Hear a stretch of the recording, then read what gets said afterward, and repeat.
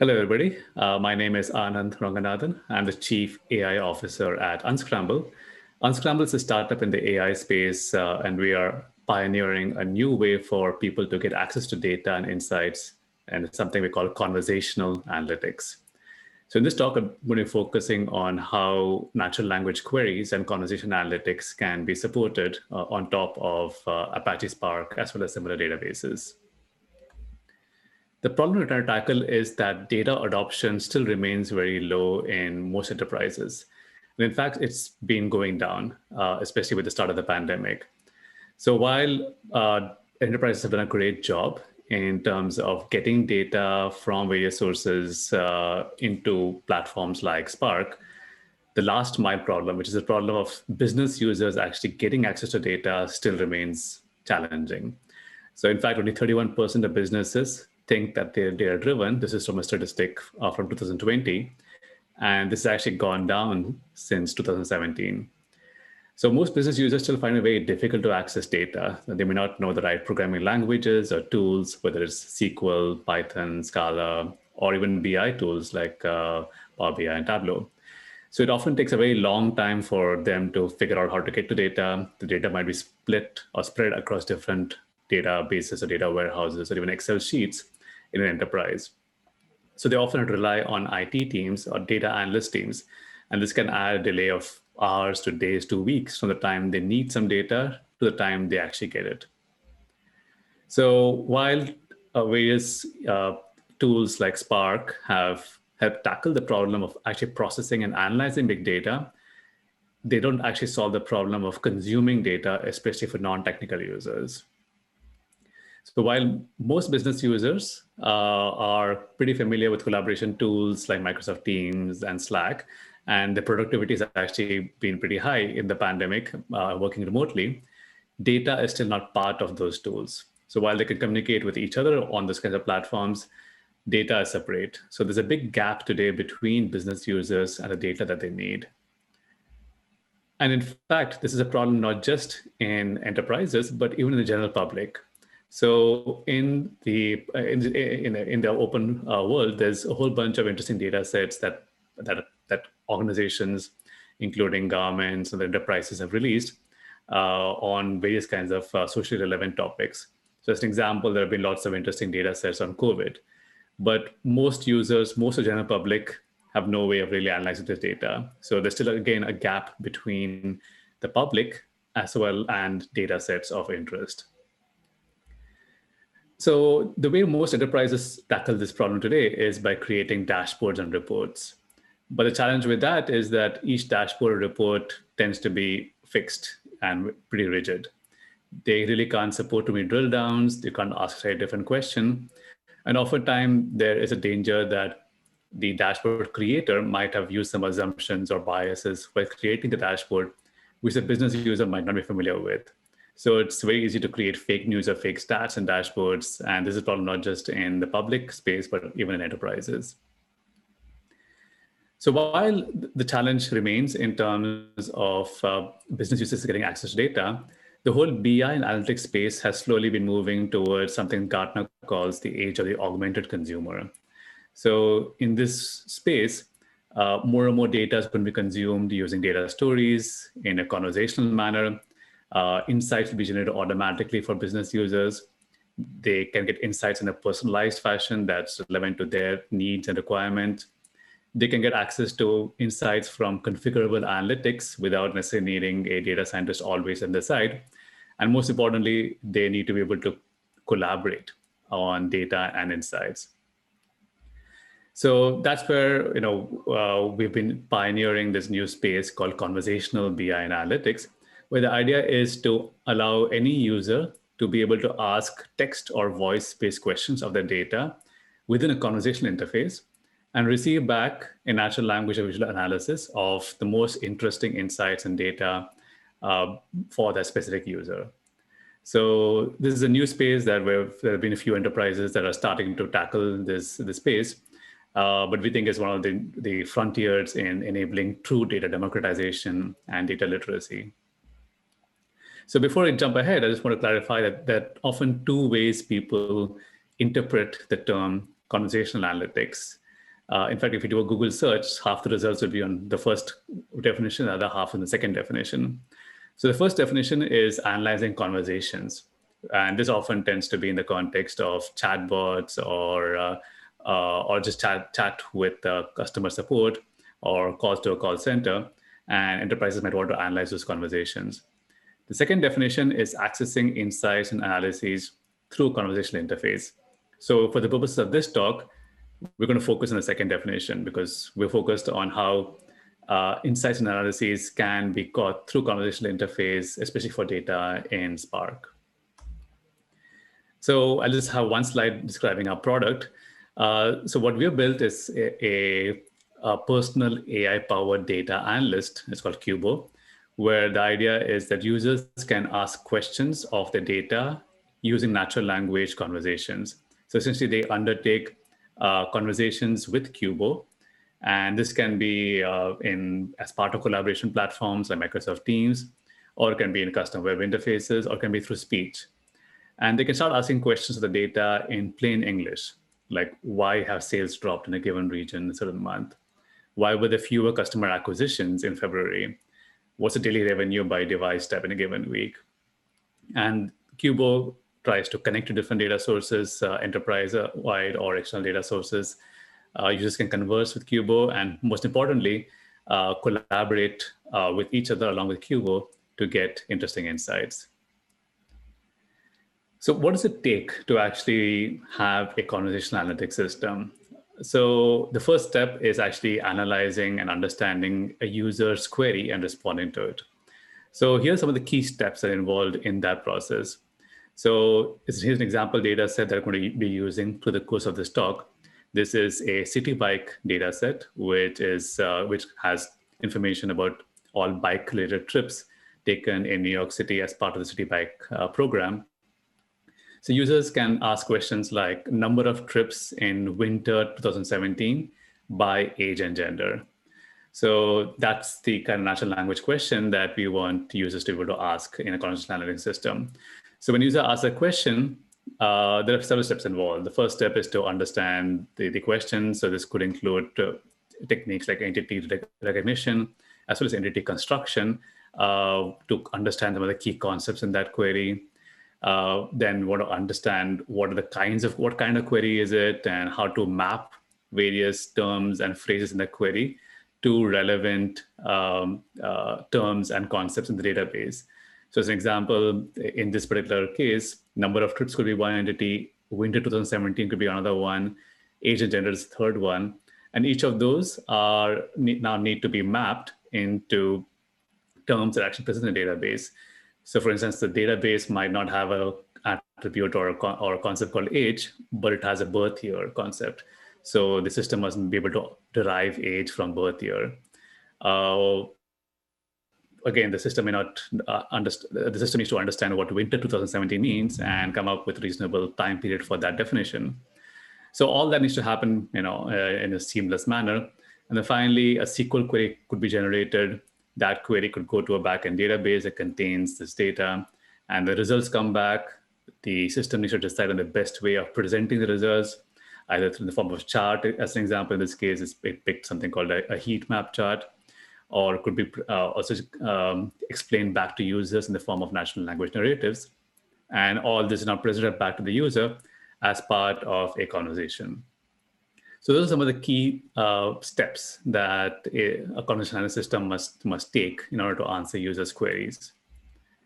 So the way conversational analysis bots like Cubo need to be set up is that they act as an intermediary between users and different data sources.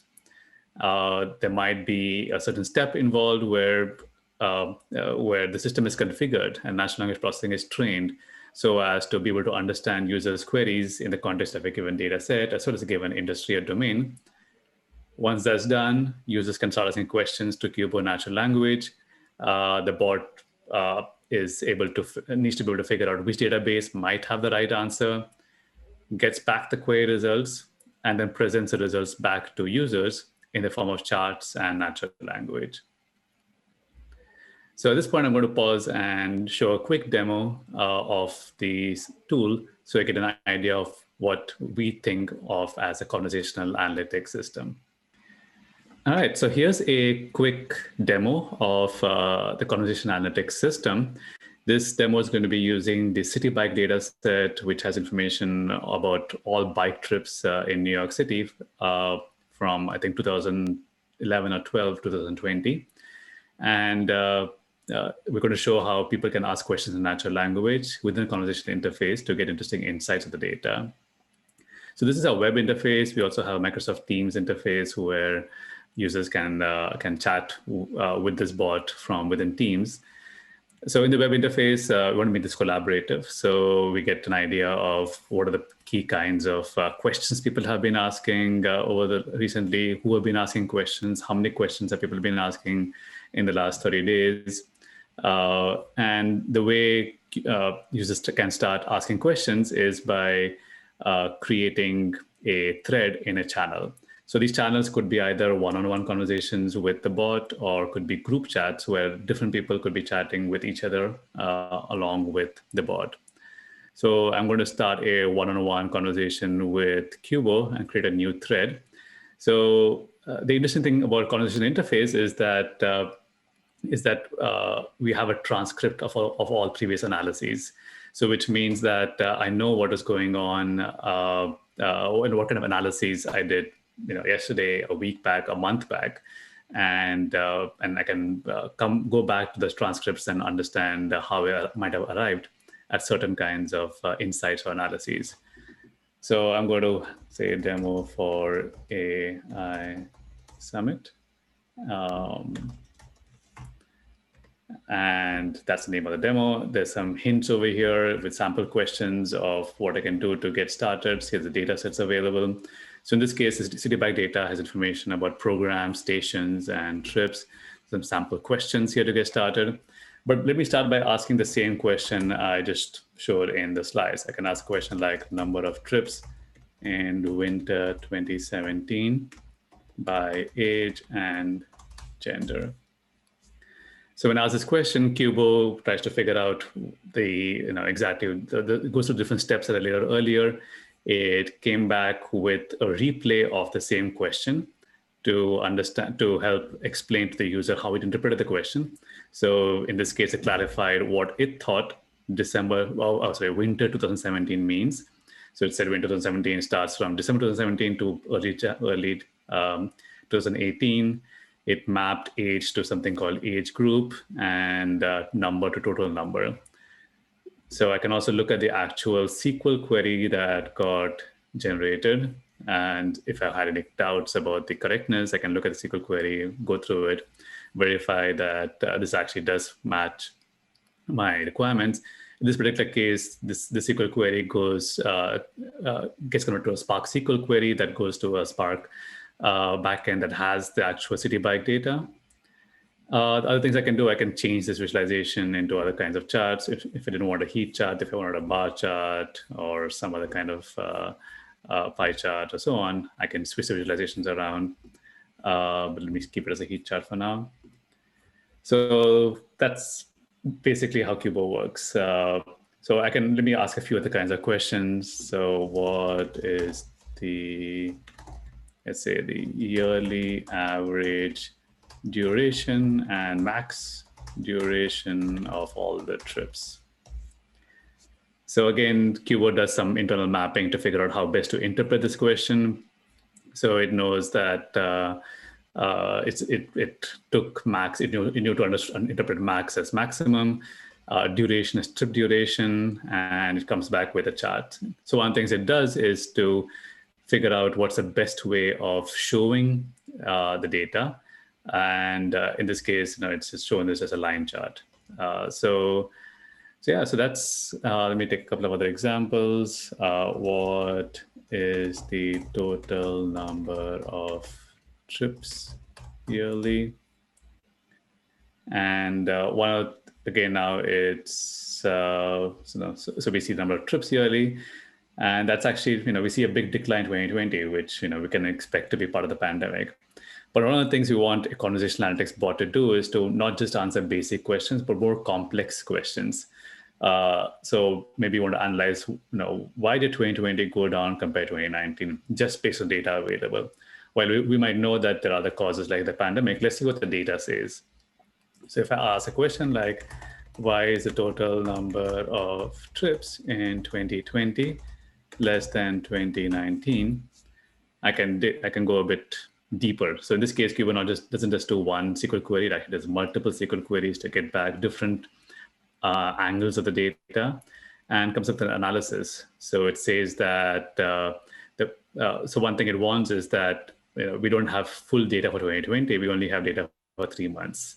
So that's actually one reason why 2020 is so much lower. But even these 3 months, it's possible that it's not enough, that it's not going to meet 2019 standards. So this immediately gave us an insight of why this was lower. But it still went ahead and did some analysis and said that if it still consider 2020 and 2019 completely, some of the key reasons are there was a big decline in the number of trips taken by 21 to 40 age group, decline number of trips taken by male riders, decline in number of trips taken by subscribers. So those are the biggest differences, some of the biggest reasons why overall the number of trips went down. So in this case, this is an example of something we call diagnostic analytics, where the bot is not just answering basic what questions, but why questions. And the whole goal of such a system is to not just answer, what, why, but also what will happen next and what should I do about it kind of questions. So that completes the demo. I'm now going to go back to the slides. So, yep. So hopefully you got a good sense of at least our vision of conversational analytics and how people can interact with a personal data and AI analyst to understand data sets better. So when we use a term like personal AI-powered data analyst, one of the assumptions you're making is that an AI system like this can essentially replace over time a human data analyst.